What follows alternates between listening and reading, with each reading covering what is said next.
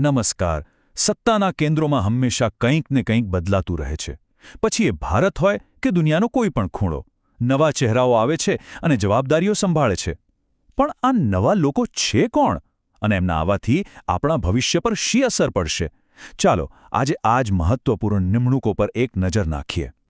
તો સૌથી મોટો સવાલ એ જ છે કે આખરે શક્તિ અને પ્રભાવના કેન્દ્રોમાં કયા નવા ચહેરાઓ આવ્યા છે અને આ ફેરફારોનું મહત્વ શું છે રાષ્ટ્રીય અને આંતરરાષ્ટ્રીય સ્તરે? ચાલો આનો જવાબ શોધવાની શરૂઆત કરીએ ભારતના શાસનના પાયાથી. તો સૌથી પહેલાં વાત કરીએ ભારતના શાસનના એ સ્તંભોની. આ એ પદો છે જે દેશની આખી શાસન અને ન્યાય વ્યવસ્થાનો આધાર છે. એમ કહી શકાય કે આ નિમણૂકો દેશની દિશા નક્કી કરે છે. અને આ યાદીમાં જે સૌથી મોટું નામ છે એ છે ભારતના 53મા મુખ્ય ન્યાયાધીશ જસ્ટિસ સૂર્યકાંત. ભારતના ન્યાયતંત્રના સર્વોચ્ચ વડા તરીકે એમની ભૂમિકા ખૂબ જ મહત્વની છે. એમની નિમણૂક એક એવા સમયે થઈ છે જ્યારે ન્યાયતંત્ર સામે ઘણા મોટા પડકારો છે. એટલે આ પદ વધુ નિર્ણાયક બની જાય છે. પણ દેશ ચલાવવા માટે ખાલી ન્યાયતંત્ર જ નથી ખરું ને? બીજા પણ ઘણા મહત્વના પદ છે. જેમ કે લોકશાહીમાં નિષ્પક્ષ ચૂંટણીઓ કરાવવાની જવાબદારી હવે જ્ઞાનેશ કુમારની છે, જે મુખ્ય ચૂંટણી કમિશનર બન્યા છે. ભ્રષ્ટાચાર પર લગામ કસવા માટે લોકપાલ અધ્યક્ષ તરીકે એમ ખાનવિલકરની નિમણૂક થઈ છે. અને ટીવી સોમનાથન, જે નવા કેબિનેટ સચિવ છે, એ તો દેશની આખી બ્યુરોક્રેસીના હેડ છે. સરકારની બધી નીતિઓ જમીન પર ઉતારવાનું કામ એમના હાથમાં છે. ઓકે, તો આ થઈ શાસનની વાત. હવે એ લોકો પર નજર કરીએ જે દેશની અને આપણી સરહદોની રક્ષા કરે છે. જોઈએ કે રાષ્ટ્રના રક્ષકોનું નેતૃત્વ હવે કોના હાથમાં છે. આમાં સૌથી ઉપર નામ આવે છે ચીફ ઓફ ડિફેન્સ સ્ટાફ, એટલે કે સીડીએસ જનરલ અનિલ ચૌહાણનું. એમનું કામ ભારતની ત્રણેય સેનાઓ આર્મી, નેવી અને એરફોર્સ વચ્ચે તાલમેલ જાળવવાનું અને એક સાથે મળીને કામ કરવાનું છે. દેશની સુરક્ષાની રણનીતિ માટે આ પદ ખૂબ જ અગત્યનું છે.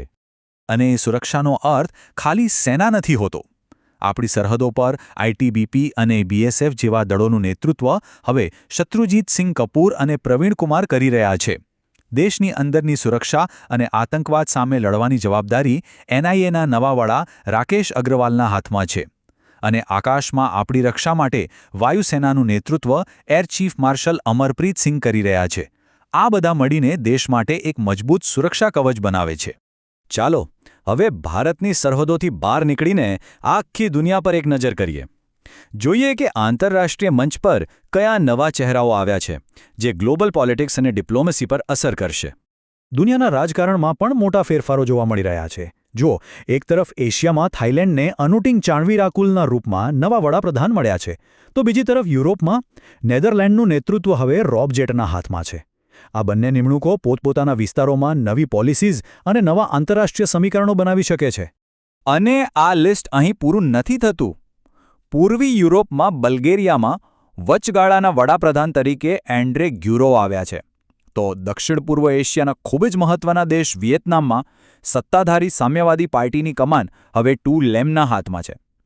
આ દરેક ફેરફાર પોતપોતાની રીતે ખૂબ મહત્વનો છે. હવે વાત કરીએ એવી સંસ્થાઓની જે આખી દુનિયાની સમસ્યાઓ ઉકેલવાનો પ્રયત્ન કરે છે.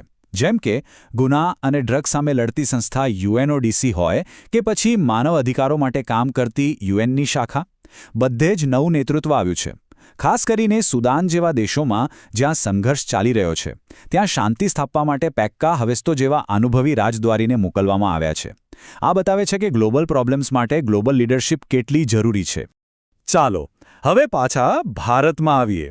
શાસન અને સુરક્ષા સિવાય બીજા પણ ઘણા ક્ષેત્રો છે જ્યાં નવું નેતૃત્વ આવ્યું છે. જેમ કે નાણાં, રાજ્યોનું શાસન અને રમતગમત.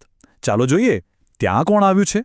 દેશની અર્થવ્યવસ્થા કેવી ચાલશે એનો ઘણો આધાર આ નવા ચહેરાઓ પર છે.